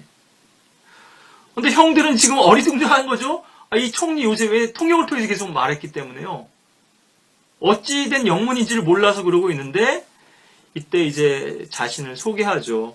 45장 4절 5절 보면은 요셉이 그의 형제들에게 말하기를 내가 당신들에게 부탁하오니 내게 가까이 오소서. 이것도 우리말로 번역했으니 가까이 오소서죠. 사실은 가까이 오라 아니겠어요? 예, 총리로서 얘기하는 그 말에 영어도 그렇고 외국말에는 이 겸양법이라는 게 높임말이라는 게 없으니까요. 내게 가까이 오라. 두려워 떨면서 이제 총리 앞으로 가는 거죠. 예. 내가 청하니 가까이 오라. 이렇게 여기서 이제 부탁하오니 그랬는데요. 그들이 가까이 온지라. 그러니까 번역도 사실은 좀 우리말에 좀 한계가 좀 있지만요. 그 뉘앙스를 좀 여러분들이 이해하시라는 거고요. 또 그가 말하길 나는 당신들이 이집트에다 팔았던 당신들의 동생 요셉이니이다. 얼마나 뜨끔했을까요? 그런데 형들의 진심을 알게 된 거예요. 진심으로 베냐민을 염려해주고 아버지를 염려해주는 그 마음을 보고서야 그 시험을 하고 나서야 이제 형들이 달라졌구나. 그러므로 당신들이 나를 이곳에 판 것을 이제는 슬퍼하거나 괴로워하지 마소서. 이는 하나님께서 생명을 보존하시려고 당신들 앞서 나를 보내셨음이니이다. 이 하나님의 계획을 요셉은 총리가 되고 나서 그것도 형들을 보고 나서야 비로소 알았던 것이죠. 그리고 왜 총리가 됐을 때 요셉이 아버지를 바로 찾지 않았을까요? 카나안에 기별을 보낸다든가, 물론 바쁘고 분주해서 공사 다망했기 때문에 그랬을까요? 예. 여러 가지 있겠지만 인간적인 마음에서는 아직도 풀리지 않은 응어리가 있었을 거고요. 그리고 이렇게 인위적으로 그것을 풀기보다 주님께서 그것을 풀어주시길 기다리는 마음이 또 있었을 텐데요. 주님께서 어떻게 역사하시는지. 그래서 우리가 직접 어떤 문제들을 풀려고 할 때보다 일이 더 꼬일 때가 없는 경우를 우리가 많이 경험하게 됩니다. 주님께서 풀어주시면 그게 쉽게 풀릴 텐데요. 그리고 어떤 경우는 불가능한 경우도 있어요. 그래서 가능하면 너의 편에서는 모든 사람과 더불어 화목하게 지내라 그러시죠. 로마서 12장에서요. 전제가 있습니다. 가능하면이고요. 그리고 너희 편에서는요. 상대방이 하면은 그렇게 하라는 얘기가 아니라 우선 먼저 네가 그렇게 하고, 그런데 그것이 상대방에서 어떤 반응이 없어 이루어지지 않았다 그러면 그 화해가, 그건 우리 책임은 아니죠. 예. 자, 또 여기 7절, 8절도 또 보시면 이때가 이제 요셉이 30세 총리가 됐고요. 이미 7년 동안의 풍년이 있었고 2년 동안의 기근이 있고 난 다음이니까 9년이 지났으니까 39세죠. 예. 요셉이 39세고요. 예. 아버지의 나이도 많이 들었고, 예. 이때 이제 야곱이 이제 파로 앞에 섰을 때 그렇게 자기 순례길에 대해서 얘기하죠. 예. 자, 이 형들이요, 자기 자식들을 이제 나와서 키워봤습니다. 아까 루벤 말씀드렸죠. 루벤에게도 그 마음을 좀 더 헤아릴 수 있죠. 맏형이니까요. 자기 막내 동생 뻘이고요. 막내 동생이 그 당시는 이제 요셉이, 베냐민도 있었지만. 근데 아직 철없던 형들은요, 이걸 모르는 거예요. 이게 자기 자식을 키워보니까 그제서야 그 마음, 아버지의 마음을 헤아리게 된 거죠. 우리가 얼마나 하나님 아버지의 마음을 실망시키고 또 그 뜻을 배반하고 있는가. 우리가, 그래서 이제 부모가 되게 하신 거거든요. 우리 인간들에게. 요즘 사람들은 애 낳는 것도 귀찮아하고 자식 안 낳으려고 그러죠. 책임지고 애완견은 반려견은 기르는데요. 이거 언제든지 쉽게 버릴 수 있잖아요. 이게 유기견도 사회적으로 문제되지만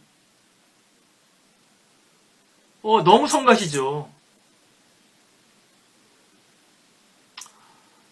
젊은 아가씨들이 결혼해가지고 애는 낳아서 기르질 않고 다 품에다가 강아지 새끼들을 안고 다니거든요.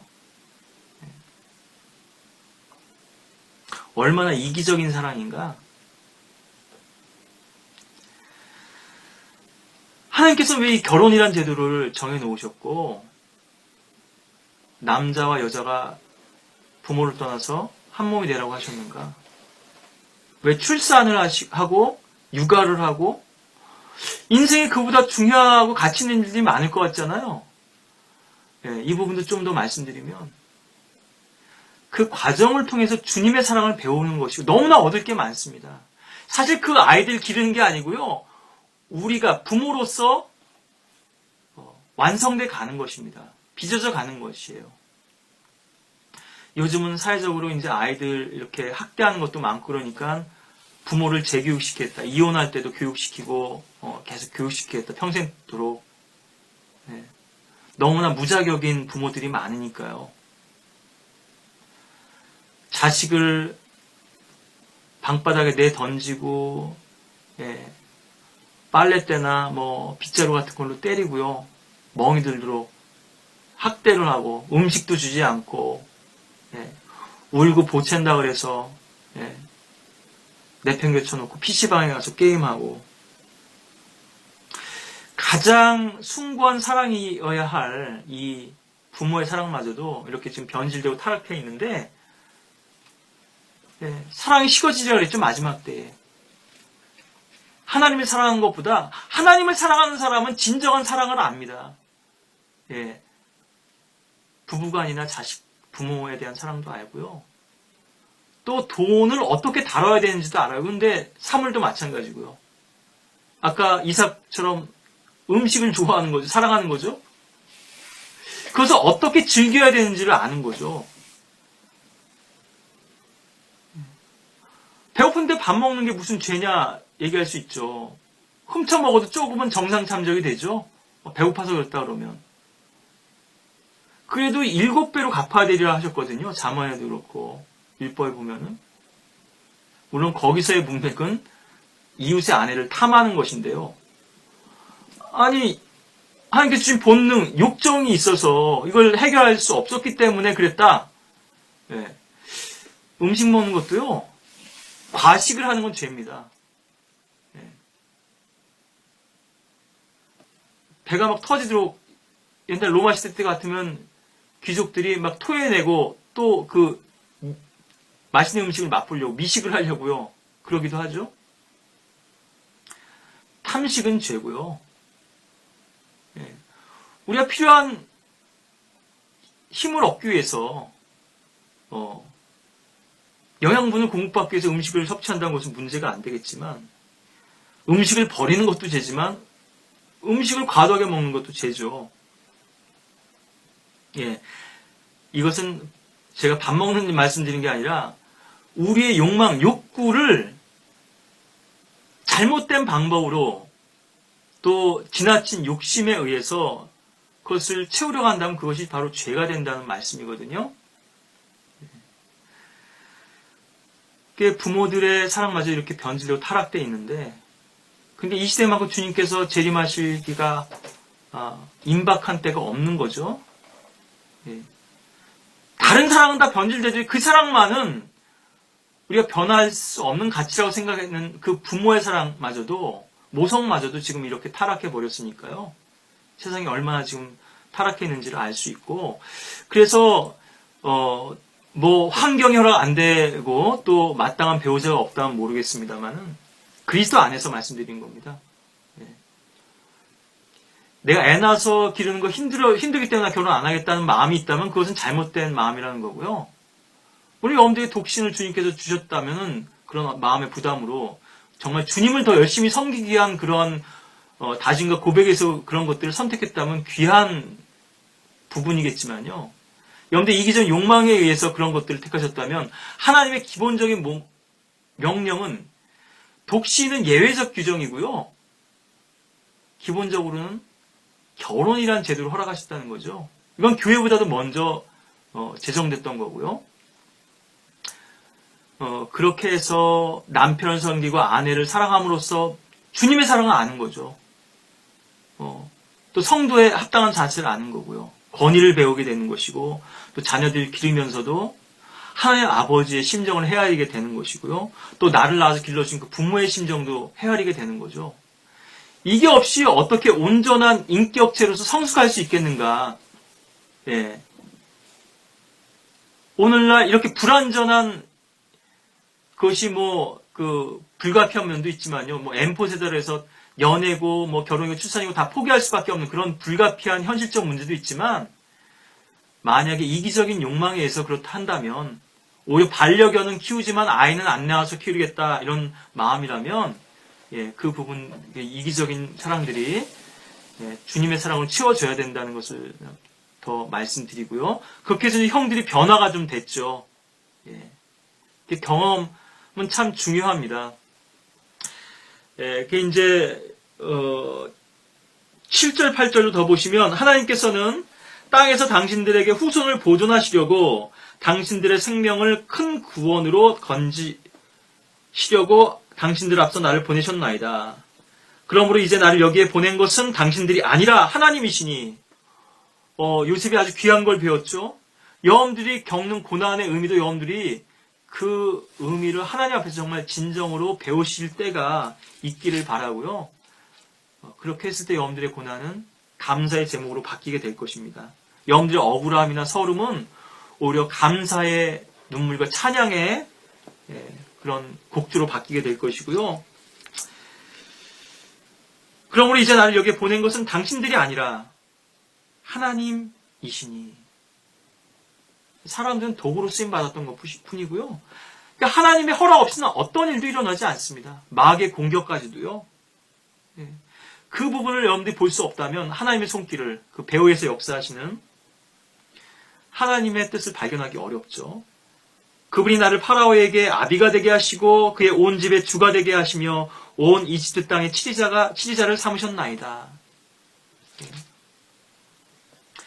오히려 위로를 받아야 될 사람이 위로를 줍니다. 형들의 마음을 어루만지고요. 형들을 품어주는 모습을 볼 수 있죠. 이 사랑이 어디서 나왔을까요? 요셉이 먼저 하나님의 사랑을 배울 수 없었다면 이 사랑을 행할 수 없었겠죠. 용서한다는 게 쉬운 일입니까? 지난번에 한 부친 말씀드렸지만요. 나를 18년 동안이나 감옥, 정신병원에 집어넣어?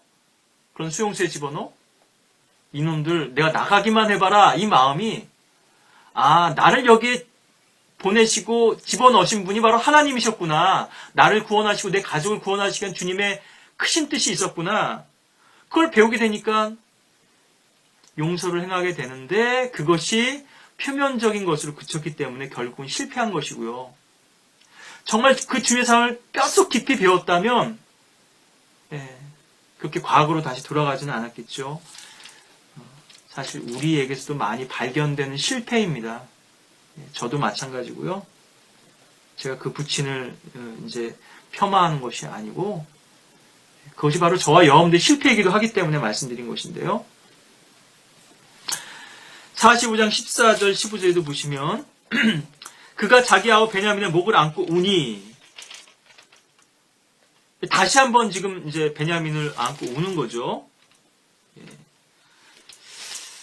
아까는 이제 숨어서 울었죠. 방에 들어가서 울었고 베냐민도 그의 목을 안고 울더라. 한 어머니에게서 난 혈육은 유일하죠. 또 그가 그의 모든 형들과도 입맞춤이 안고 울더라. 그제서야 그의 형들이 그와 이야기하더라. 예.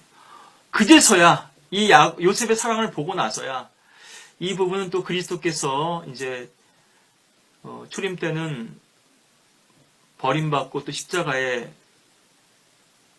달리시고 그 피를 우리 자신에게 돌리라고 했지만 유대인들이요. 이제 재림 때가 되면은 유대인들이 다시 자신을 이제 나타내실 때가 있을 텐데요.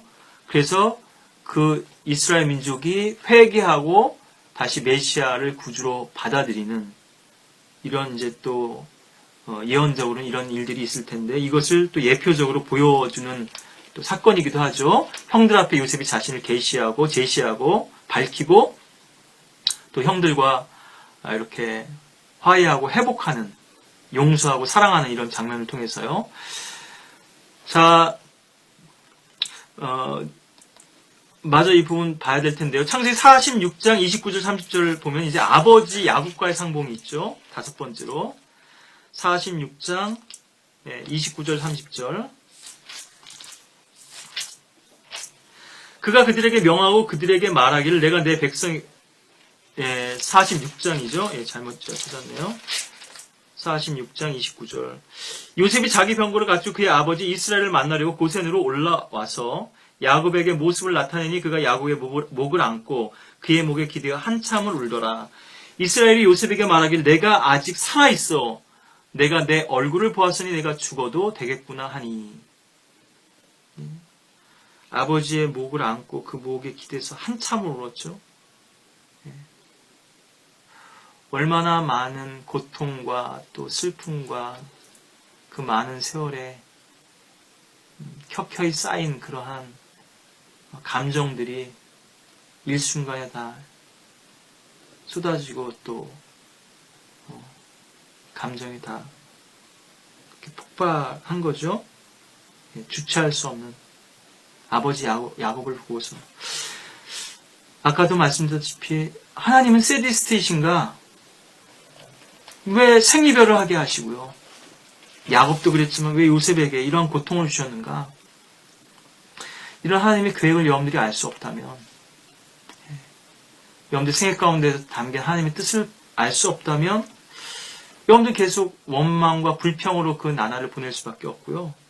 주님 알려주십시오. 이 고통의 의미가 무엇인지를 여러분들이 구하신다면 주님께서 주님의 계획을 더 구체적으로 요셉에게는 꿈을 통해서 보여주셨지만요. 말씀과 빛과 계시를 통해서 더 많이 알려주시고 내가 어떤 길로 가야 할지 지금 제가 어디로 올라가리까? 어디로 가야 되겠습니까? 족장되는 것이 바로 헤브론이었고요. 커뮤니언이라고 그러죠. 교제, 펠로우십이라고도 하고요. 컴이라는 것은 이제 투게더라는 의미고요. 라틴어에서. 유니언, 여러분 아시죠? 연합이잖아요. 연합? 우리말로는 이것도 사실 적절한 번역할 말들이 사실 없는데요. 함께 하나가 되는 이것이 이제 헤브론의 의미인데 다윗에게도 그 헤브론으로 올라가라 하셨죠. 이 부분 또 나중에 더 살펴보겠지만 왜 족장들의 생은 헤브론에서 마감이 되는가? 왜 많은 방황들이 있었지만 왜 결론은 헤브론이었는가? 이 부분도 여러분들이 또 여러분들의 생애 가운데서 주님께 주시는 그러한 환경이나 또 주님의 다루시고 빚어가신 손길 가운데서 그 답으로 얻으시길 바라겠고요. 이것은 눈앞에 두고도 평생을 헤맬 수도 있고요. 이 주님과의 교제는. 영적인 바운더리에서 계속 머물러 있지만 주님과의 교제는 진정 찾지 못한 채로 헤맬 수도 있고요. 헨델과 크레텔인가요? 그 파랑새 행복을 찾아서 나서죠. 그게 결국 집에 있었는데 내 마음 속에서 그걸 찾을 수 있는데 엉뚱한 데서 찾는 거죠. 내 마음이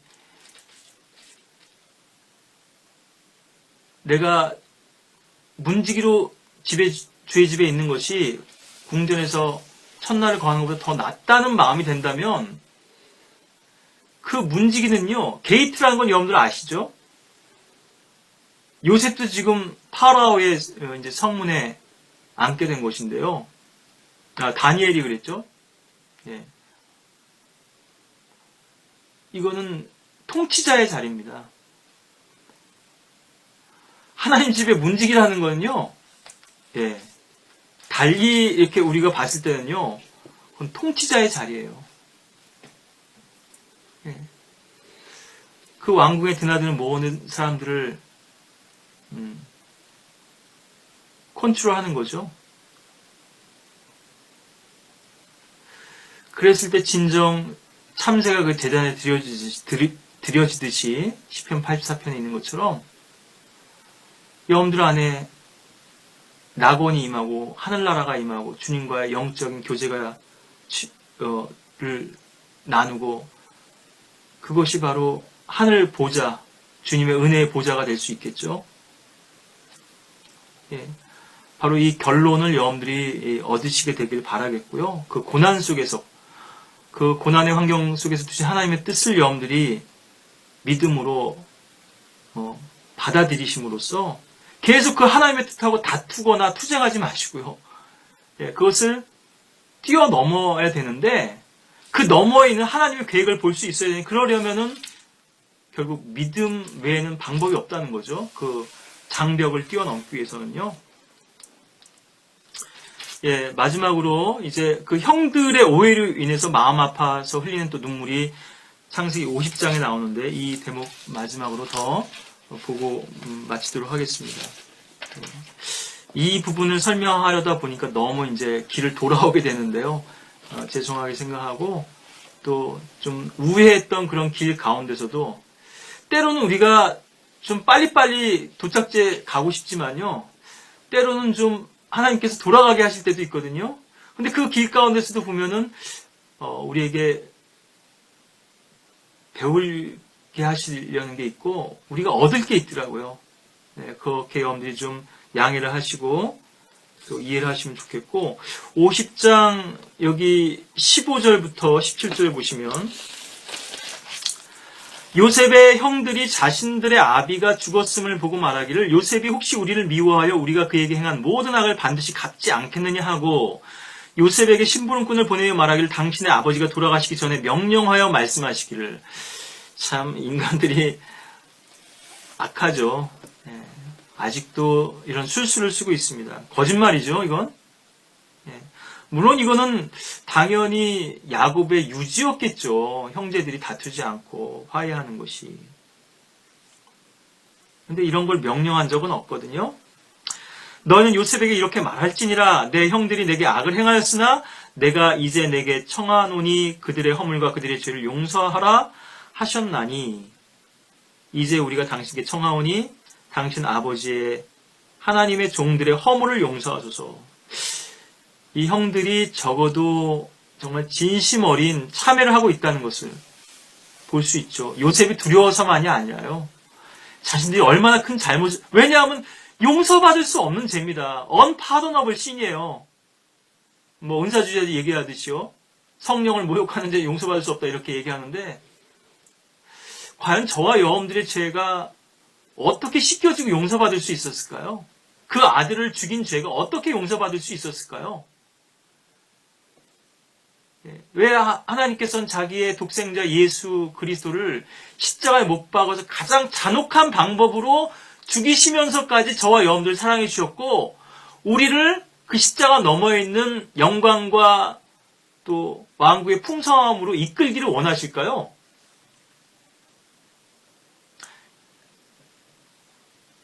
하나님이 이래도 잔혹하신 분일까요? 세디스트실까요? 병적인 잔인함을 가지고 계셔서 우리 인간들을 괴롭히지 않으면 만족을 얻을 수 없고 그것을 너무나 즐기는 병자이기 때문에 우리에게 고통을 주시는 것일까요? 자기 아들에게도 그러한 고통을 주셔서 우리를 구원하시고 우리를 사시고 우리를 얻으시고자 했던 분인데요. 왜 그 자녀들에게 세상 사람들 일단 제쳐 놓겠습니다. 그 아직 구원받지 않은 사람들은 그 주님의 사랑을 모르니까요. 근데 하나님께서는 그 사람들에게도 계속 놓고 하시거든요. 구원으로 초청하시고. 근데 저와 여러분 그 하나님의 크신 사랑을 받았는데 왜 하나님의 다루심 가운데서 엎드리지 못하고 그것을 주님의 사랑의 손길로 보지 못하고 너무하시다 하나님은 심술쟁이시다 억울하다 누가 나의 이 서름을 알아줄까? 예. 이것을 이 엄청난 죄를 요셉이 이미 용서한 지 오래되었는데도 그 요셉의 진심을 모르고 형들이 이렇게 요셉에게 술수를 가지고 다가오죠. 얼마나 많은 사람들이 오늘날 구원받기 위해서 엉뚱한 방법으로 주님께 다가오는가. 이 또한 우리가 좀 돌아볼 대목이죠. 아까도 교제하면서 잠깐 언급드렸습니다만 또 나중에 그 제목으로 준비한 메시지는 있었지만 또 설교할 기회가 있을지 모르겠지만 많은 일들을 종교인들이 행합니다. 서원도 행하고 많은 일들을 교회에서 열심히 행하는데도 불구하고 구원받지 못한 유일한 이유는 단 한 가지를 하지 않았기 때문이거든요. 하나님께서 제시하신 그 구원을 선물로 받아들이지 않는 이 유일한 일들을 안 했기 때문에요. 아무리 많은 일들을 행했어도 구원받을 수 없는 겁니다. 아까도 불법을 행하는 자들 내게서 떠나가라. 내가 너희를 도무지 알지 못한다. 주여 주여 우리가 주의 이름으로 병도 고치고 마귀도 쫓아내고 많은 기적들도 행하지 아니하였나이까? 아버지의 뜻은 그 아들을 보고 믿는 자마다 영생을 얻는 것이죠. 왜 장대에 달리고 닌 그 노뱀 주님께서 대신 당하신 그 저주와 고난을 외면한 채로 여러분들 자신의 노력과 수고로 그 죄를 용서받으려고 하고 그런 술수를 가지고 주님께 나오냐고 하는 것이죠. 우리의 죄를 용서하라고 이렇게 하지 않았는가? 아버지께서 명령하셨다. 이미 용서가 행해져 2000년 전에 이미 용서가 행해졌는데도요. 여전히 용서해달라고 그렇게 엉뚱하게 매달리는 것이죠. 이제 우리가 당신께 청하오니 당신 아버지 하나님의 종들의 허물을 용서하소서하니 그들이 요셉에게 말할 때 그가 요셉이죠. 울더라.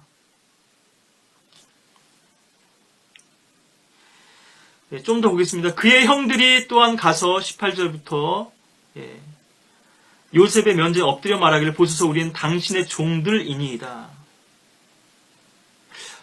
주님께서 우리를 종으로서 부르지 않으시고요. 친구로서 부르셨습니다. 근데 자꾸 우리는 종이 되려고 해요. 잘못된 관계죠. 관계 설정이죠. 요셉이 그들에게 말하여 두려워 마소서 내가 하나님의 자리에 있나이까 당신들은 나에 대하여 악을 계획했을지라도 20절 지난번에도 잠깐 말씀드렸죠.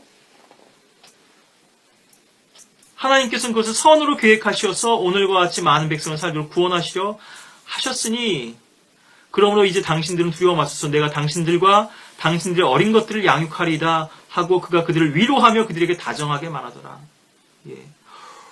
오히려 위로받아야 할 사람이 위로를 베풀고요. 사랑으로 다정하게 이야기하는 것을 볼 수 있죠.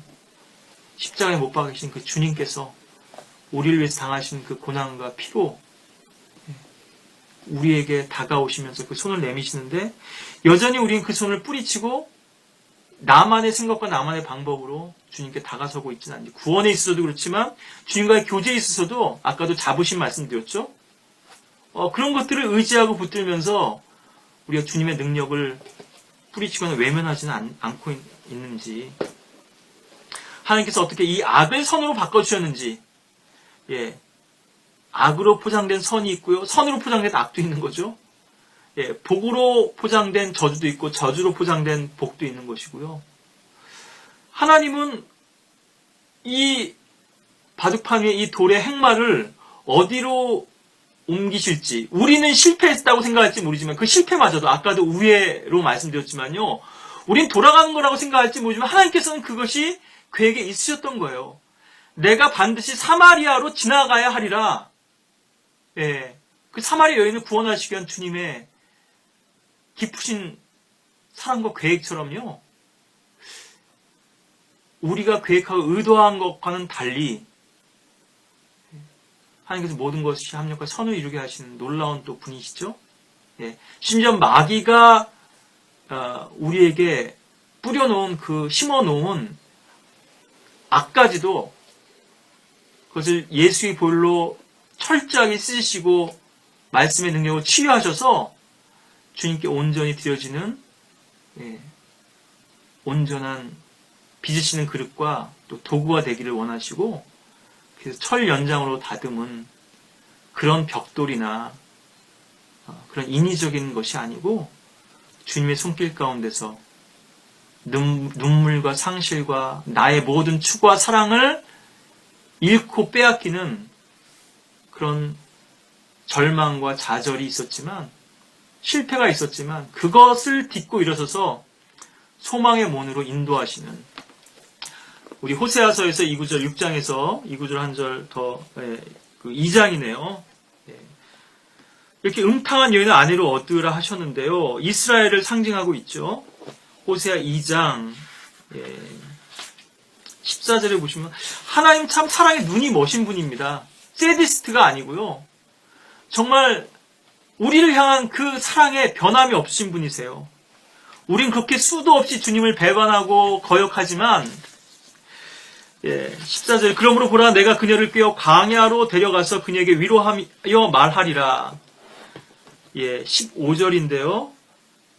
또 내가 거기에서 그녀에게 그녀의 포도원을 주고 아콜 골짜기로 소망의 문을 삼으리니 그녀가 거기에서 그녀의 젊은 시절처럼 또한 그녀가 이집트 땅에서 올라오던 날처럼 노래하리라.